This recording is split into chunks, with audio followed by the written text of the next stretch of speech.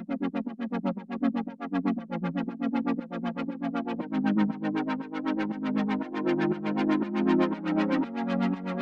Everyone, मैं हूं कामरान चौधरी और आप देख रहे हैं chemistry with Kamran. Last lecture में हम लोग डिस्कस कर रहे थे इंडिकेटर्स को, और हमने 3 इंडिकेटर्स जो कि मिथाइल ऑरेंज, फिनोल्फ्थालीन और लिटमस था, इन तीनों इंडिकेटर्स को बड़ा डिटेल से डिस्कस किया था। जिन लोगों ने लास्ट लेक्चर नहीं देखा, नीचे डिस्क्रिप्शन में लिंक अवेलेबल है, या आप चैनल पर जाएंगे तो आपकी क्लास 10 के chapter number 10 acid basis and salts की प्लेलिस्ट मौजूद है। वहाँ पर आपको तमाम के तमाम प्रीवियस लेक्चर्स मिल जाएंगे। ठीक है, आज के लेक्चर में ना हम बेसिकली लास्ट लेक्चर ही सम अप करने जा रहे हैं। एक टेबल है, टेबल 10.4, जिसमें इंपॉर्टेंट इंडिकेटर्स, वही 3 इंडिकेटर्स जो कि मिथाइल ऑरेंज, लिटमस और फिनोल्फ्थालीन हैं, उनको हम सम अप करेंगे। ठीक है, वो देखेंगे आज के लेक्चर में हम। अच्छा, तो सबसे पहले यहाँ पर आ जाता है इंडिकेटर्स के नेम पहले कॉलम में। ठीक है, पहले कॉलम में इंडिकेटर्स के नेम आ जाएंगे। सेकंड कॉलम में कलर आ जाएगा, कलर इन स्ट्रॉन्गली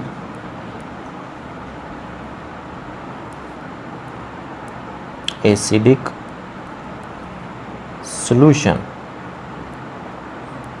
एसिडिक सॉल्यूशन में, स्ट्रॉन्गली एसिडिक सॉल्यूशन में इन इंडिकेटर्स के कलर आ जाएंगे सेकंड कॉलम में। और थर्ड कॉलम में आ जाएगा pH एट विच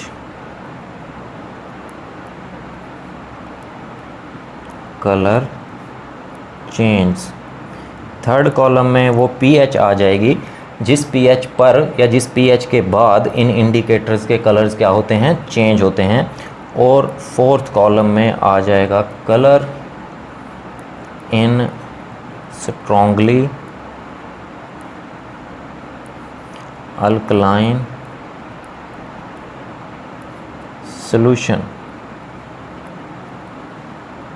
ठीक है, सो इस तरह से ये 4 कॉलम्स बन गए। इनको थोड़ा सा मैं लाना लूना पा दें। ठीक है जी, अब सबसे पहले हम देख लेते हैं मिथाइल ऑरेंज को। पहले कॉलम में नाम आ गया इंडिकेटर का, विच इज़ मिथाइल ऑरेंज। ठीक है, अब जो मिथाइल ऑरेंज होता है ना, इसका जो कलर होता है in acidic solution, in strongly acidic solution, ठीक है, वो होता है रेड। ठीक है, रेड कलर होता है। अच्छा, pH eight which colour change. अब ये जो मिथाइल ऑरेंज होता है, इसका जो कलर है वो pH 4 के बाद क्या होना स्टार्ट हो जाता है, चेंज होना स्टार्ट हो जाता है। मीन्स के उन सॉल्यूशंस के लिए ये क्या होगा, रेड होगा जिनकी pH 4 से कम होगी। ठीक है, जिन सॉल्यूशंस की pH 4 से ज़्यादा होगी, देन इसका जो कलर है वो क्या हो जाएगा, येलो हो जाएगा। ठीक हो गया। इसी तरह से सेकंड जो इंडिकेटर है वो हम बात कर लेते हैं लिटमस की, जो लिटमस पेपर होता है। ठीक है, अब जो लिटमस होता है ना इंडिकेटर, उसका जो स्ट्रॉन्गली एसिडिक सॉल्यूशन में जो कलर होता है वो क्या होता है, रेड होता है। ठीक है, ये मैं आपको बता दूं कि pH जिन सॉल्यूशन की 7 होती है आप उन्हें न्यूट्रल बोलते हैं, और उन सॉल्यूशंस की pH जिनकी 7 से कम होती है उन्हें आप एसिडिक सॉल्यूशंस बोलते हैं। ठीक है, और ऐसे सॉल्यूशंस जिनकी pH 7 से ज़्यादा होती है उन्हें आप अल्कलाइन सॉल्यूशन बोलते हैं या बेसिक सॉल्यूशन बोलते हैं। ठीक है, अब ये जो लिटमस होता है ना, इसका एसिडिक सॉल्यूशन में कलर जो होता है वो रेड होता है। ठीक है, मीन्स के 7 से नीचे जिनकी pH होगी जिन सॉल्यूशंस की, उनमें जो लिटमस का कलर होगा वो क्या होगा, रेड होगा।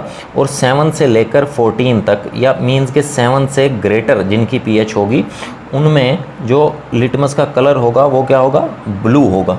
ठीक है, अब जो थर्ड इंडिकेटर है हमारे पास वो है फिनोल्फ्थालीन।